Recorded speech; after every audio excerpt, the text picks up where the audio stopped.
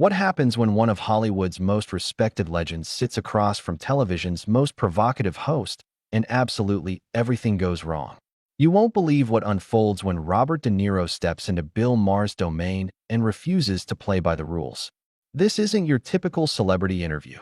This is a masterclass in how ego, politics, and raw emotion can explode into television gold that had viewers glued to their screens and social media buzzing within minutes. Before we get into this incredible story, make sure you hit that subscribe button and drop a comment below, because you're not going to believe what unfolds when these two titans clash in what can only be described as one of the most explosive confrontations in late-night television history.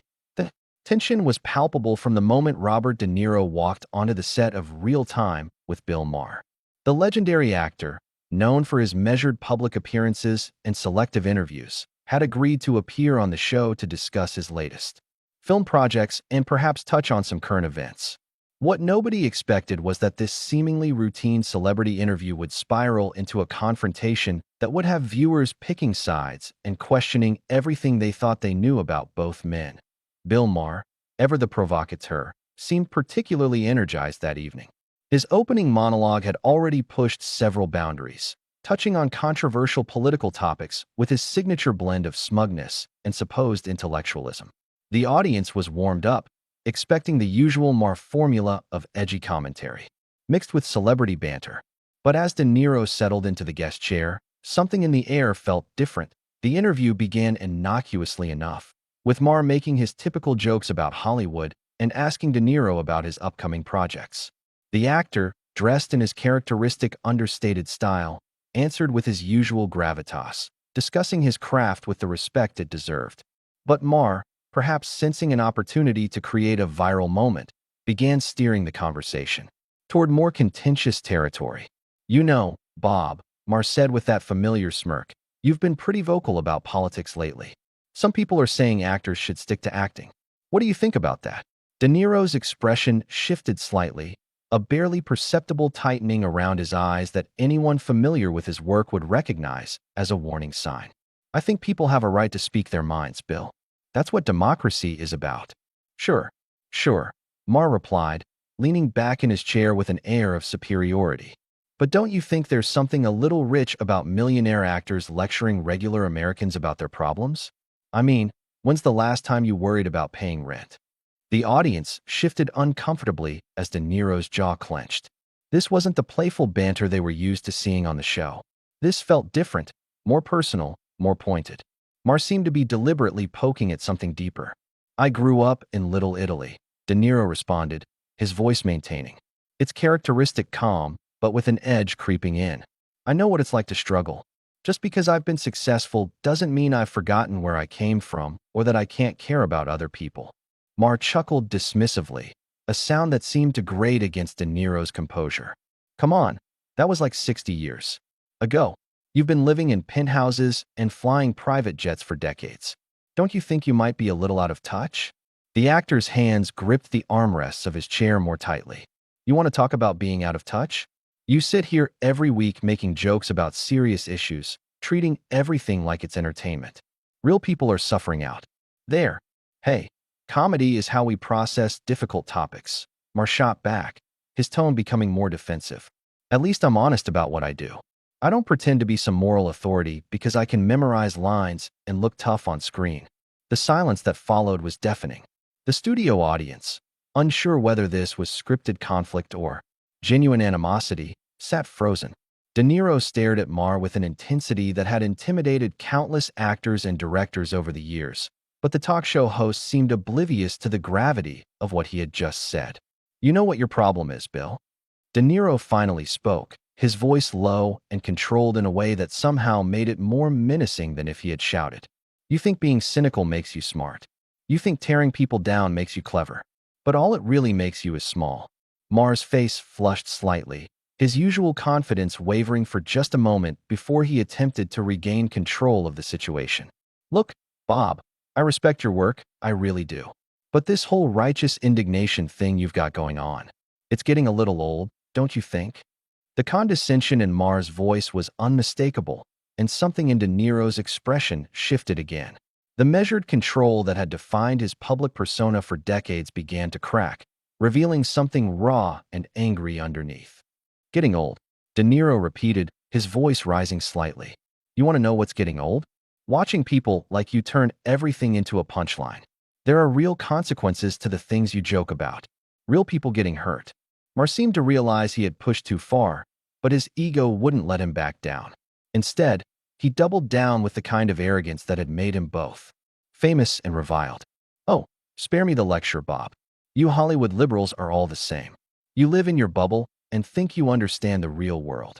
The words hung in the air like a challenge, and everyone in that studio could sense that something was about to explode.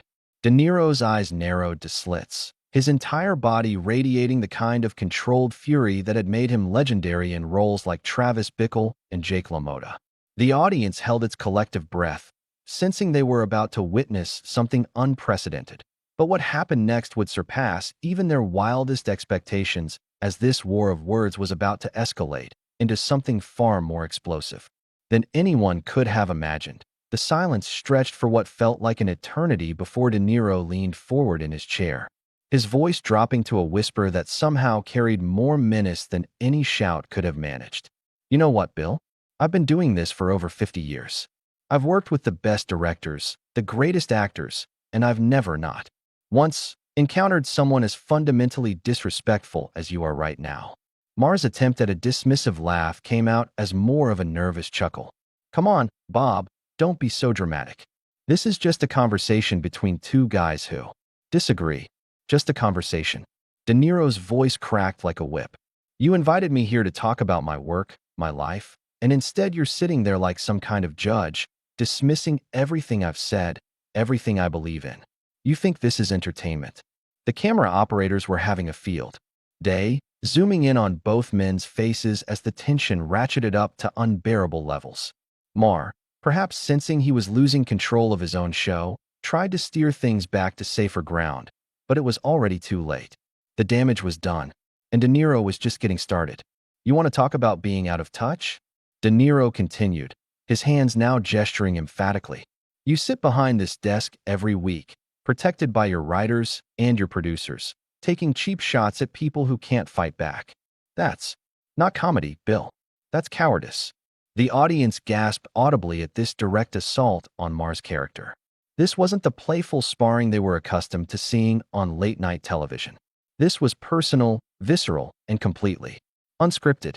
Mar's face went through a series of expressions: shock, anger, and something that might have been fear. Now wait just a minute, Mar said, his voice rising to match De Niro's intensity. I've been doing this show for over 20 years. I've taken on politicians, corporations, religious leaders, people a lot more powerful than some actor having a temper tantrum. The word tantrum seemed to hit De Niro like a physical blow. His entire demeanor shifted, and for a moment, viewers could see the street kid from Little Italy that existed beneath the Hollywood legend. Tantrum, he repeated, his voice dangerously quiet. You think this is a tantrum? I think you're overreacting to some legitimate questions, Mar replied, his tone patronizing in a way that made the situation infinitely worse. Maybe you should take a deep breath and remember where you are. That was the moment everything changed. De Niro stood up from his chair with such sudden force that it rolled backward several feet. The audience collectively inhaled, and several people in the front row visibly recoiled. The actor's full height and presence filled the frame as he stared down at Mar, who suddenly looked very small behind his desk. Remember where I am. De Niro's voice was now fully unleashed, all pretense of civility abandoned. I'm in a studio with a man who thinks he's smarter than everyone else, who hides behind jokes when he gets called out, who treats his guests like props in his little comedy show. Mar, clearly rattled but trying to maintain some semblance of control, gestured weakly toward De Niro's chair. Bob, please sit down. Let's just calm down and dash. Don't you dare tell me to calm down. De Niro cut him off, his voice echoing through the studio. You've been disrespectful from the moment I walked out here. You've questioned my intelligence, my background, my right to have opinions. And now you want me to calm down. The production staff was in chaos. Cameras were frantically adjusting to capture the confrontation from every angle, while producers off camera were frantically whispering into their headsets.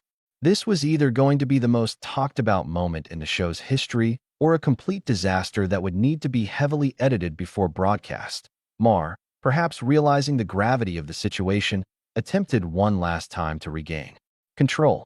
Look, Bob, I think there's been a misunderstanding here. This is how the show works. We have spirited debates. We challenge each other's ideas. It's nothing personal. Nothing personal. De Niro's laugh was bitter and harsh. You've made it personal from the first question. You've attacked my character, my motivations, my entire life's work. And then you have the audacity to sit there and tell me it's nothing personal. The actor began pacing behind his chair, his movements sharp and agitated. Every person in that studio could feel the rage radiating from him like heat from a furnace. This wasn't acting. This was raw, unfiltered human emotion on display in a way that nobody had expected to see. Maher, his usual smug confidence completely evaporated, tried one more time to salvage the situation. Bob, I think maybe we should take a commercial break and dash. No. De Niro snapped, whirling around to face him. No commercial break. No timeout. You wanted to have this conversation, Bill, so let's have it. Right here, right now. The tension in the studio was so thick, it was almost suffocating. Audience members were looking around nervously, unsure whether they should stay or leave. The cameras kept rolling, capturing every second of what was rapidly becoming one of the most explosive moments in television history. You know what your real problem is? De Niro continued, his voice now carrying the full weight of his decades of experience and success. You're not half as smart as you think you are, and you're twice as cruel as you need to be. You've built your entire career on tearing other people down, and you think that makes you some kind of truth teller. Maher opened his mouth to respond, but De Niro wasn't finished. The floodgates had opened, and years of frustration with the media, with cynicism, with people who treated serious issues as punchlines, came pouring out. I've spent my entire career trying to tell stories that matter, working with people who care about their craft, who respect the process. And then I come here and get treated like some kind of dancing monkey by someone who wouldn't last 5 minutes doing what I do. The personal nature of the attack clearly stung Maher, who finally found his voice again. That's rich, coming from someone who pretends to be other people for a living. At least I'm honest about who I am. This response proved to be the final straw, and what happened next would push their confrontation beyond the point of no return, into territory that neither man could come back from. De Niro's face went through a transformation that was both terrifying and mesmerizing to witness. The controlled fury that had been simmering beneath the surface finally erupted in all its devastating glory. His eyes blazed with an intensity that made his most memorable film performances pale in comparison, because this wasn't acting. This was the real Robert De Niro, stripped of all Hollywood pretense and media training. Pretends to be other people. De Niro's voice was now a roar that filled every corner of the studio. You think what I do is pretending? You arrogant, self-righteous piece of garbage. I've spent 50 years perfecting my craft, studying human nature, understanding what it means to be real. And you sit behind this desk making jokes about things you don't understand, people you've never met, situations you've never experienced. The audience was completely silent now. Some people covering their mouths in shock, others pulling out their phones to record what was clearly going to be legendary television. Maher sat frozen behind his desk. His usual quick wit completely abandoned him as he faced the full force of De Niro's wrath. At least when I create a character, I do it with respect, with research, with dedication, De Niro continued, now pointing directly at Maher. You create this character of yourself, this supposed intellectual, this truth teller. And it's the phoniest performance I've ever seen. You're not honest, Bill. You're a fraud hiding behind a desk and a laugh track. Maher finally found his voice, but it came out weak and defensive. Bob, you're way out of line here. This is my show, and I don't have to sit here and take this kind of abuse from anyone, including you. Your show. De Niro laughed, but it was a sound devoid of any humor. This isn't a show, Bill. This is a circus, and you're the clown. And I'm done being part of your act. The actor turned as if to leave, but then whipped back around, his finger jabbing in Maher's direction. You know what the difference is between you and me? When I play a character, the audience knows I'm acting. When you play yourself, You're so fake that nobody can tell what's real anymore." Maher's face was now flushed red with anger and embarrassment. Being dressed down on his own show, in front of his own audience, by one of the most respected actors in Hollywood was clearly more than his ego could handle. "You want to talk about fake? You've been coasting on the same tough guy persona for decades. Travis Bickle, Jake LaMotta. It's all the same character with different clothes." This attack on his body of work was exactly the wrong thing to say. De Niro's entire body tensed like a coiled spring, and when he spoke again, his voice carried the weight of every role he'd ever inhabited, every emotion he'd ever channeled, every truth he'd ever tried to bring to the screen. "You have no idea what you're talking about," he said, each word precisely delivered like bullets from a gun. "Those characters, every single one of them, came from something real. They came from observation, from empathy, from understanding the human condition. What do your jokes come from, Bill? What do your opinions come from? Spite? Jealousy? The need to feel superior to everyone else?" The production staff was in complete panic mode now. This had gone so far beyond anything that could be salvaged. With editing that several people were openly discussing whether they should cut the cameras entirely. But the footage was too compelling, too raw, too unprecedented to stop recording. Maher, his composure completely shattered, made one final desperate attempt to regain some control. "You think you're better than me because you're in movies? Because you've got awards? Well, let me tell you something, Bob. I've been speaking truth to power while you've been playing dress up." The silence that followed was deafening. De Niro stared at Maher with such concentrated disdain that several audience members actually shifted in their seats, feeling the discomfort radiating across the entire studio. When he finally spoke, his voice was quiet again, but now it carried a finality that everyone could recognize. "Truth to power," De Niro repeated slowly. "You wouldn't recognize truth if it walked up and introduced itself. You're not speaking to power, Bill. You are the power. You're part of the machine that turns everything into entertainment, that reduces real human suffering into punchlines for your audience to laugh at." He began walking toward the edge of the stage, but he wasn't done yet.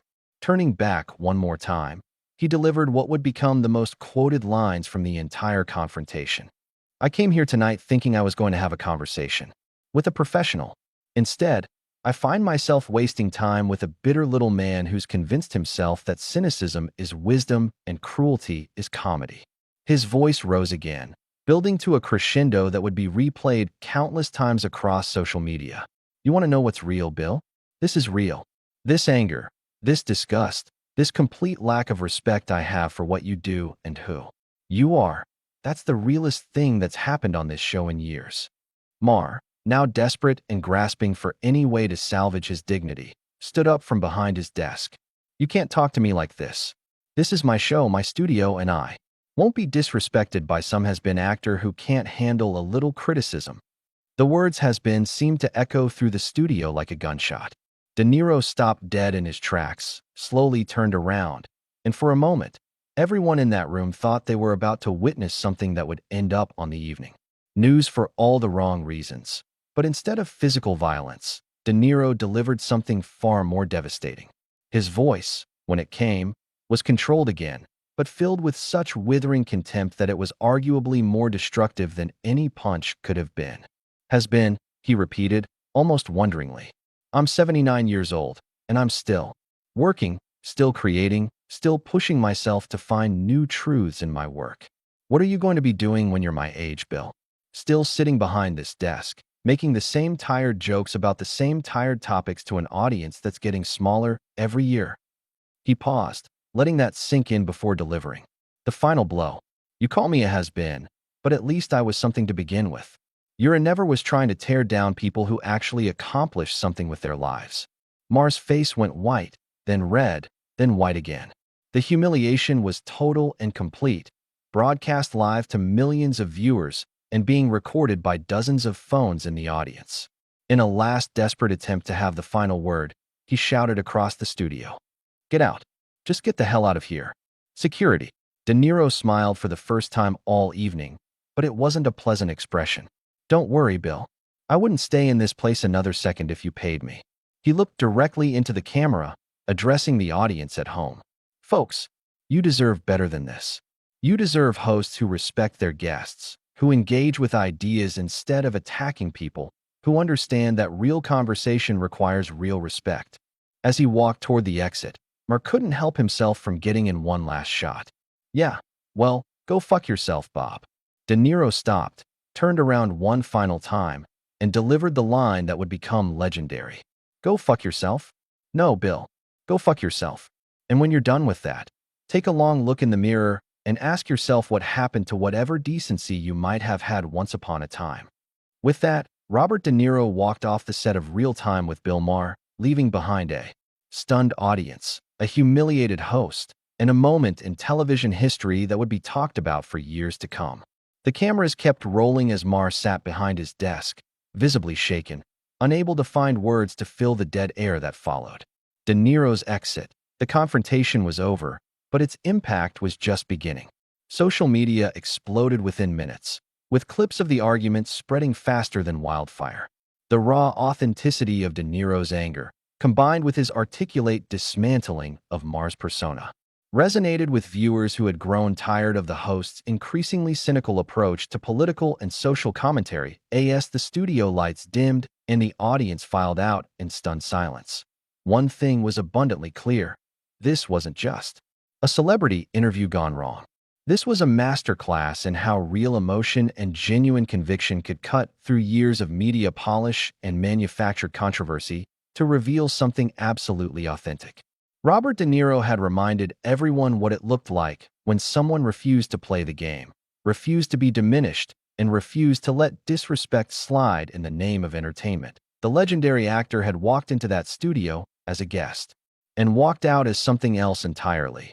A man who had drawn a line in the sand and defended it with everything he had.